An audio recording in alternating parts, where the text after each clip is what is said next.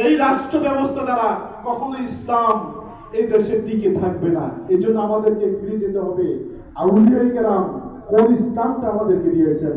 আজকে তোমরা ইসলামকে গ্রহণ করেছে মডারেট, যার মধ্যে রয়েছে বাতিল আকীদা, আকীদা বিধ্বংসী আলোচনা। আজকে কোমলমতি ছাত্র ভাইদেরকে ঈমান হারা করা হচ্ছে, সঠিক পথ থেকে ডাইভার্ট করে বাতিল বদ আকীদা ঢুকিয়ে দেওয়া হচ্ছে।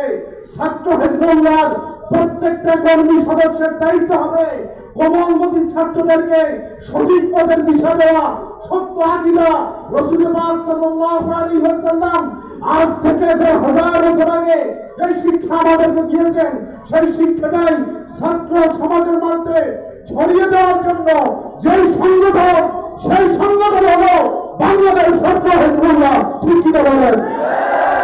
আজকে আমরা যদি মাঠে না থাকি তাহলে বাতিল বাতিল মনে রাখবেন এমন ভাবে আমাদেরকে আক্রমণ করবে, একটা সময় হবে আপনি দাওয়াতের মাঠ খুঁজে পাওয়া যাবে না। এই জন্য আমাদেরকে প্রশিক্ষণ, এই জন্যই প্রশিক্ষণ। আর একটা কথা মনে রাখবেন, আকীদা, আকীদার উপর এখানে বিশেষ প্রশিক্ষণ আপনাদেরকে দেওয়া হবে। আমরা আজকের প্রশিক্ষণ থেকে আকীদা শিখব। অনেক গুরুত্বপূর্ণ বিষয় এখানে আলোচনা হয়েছে। সামনে আমাদের উন্মুক্ত প্রশ্ন উত্তর রয়েছে। কেন্দ্রীয় সভাপতি অলরেডি চলে আসছেন, তারা আলোচনা করবেন। আমাদের হেড মুহাদ্দিস হুজুর তারা আলোচনা রেডি করতেছেন।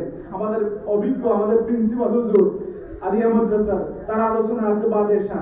অতএব আমাদের অভিজ্ঞ আসাদুজায়ে কেরাম আপনাদের খবর নিতেছেন যে তারা কি করতেছে, এবং আমাকে একটু বলে দিছে যে খাবার দাবার তাদের থাকা কোনো কিছু যাতে অসুবিধা নয়। বলেন আলহামদুলিল্লাহ।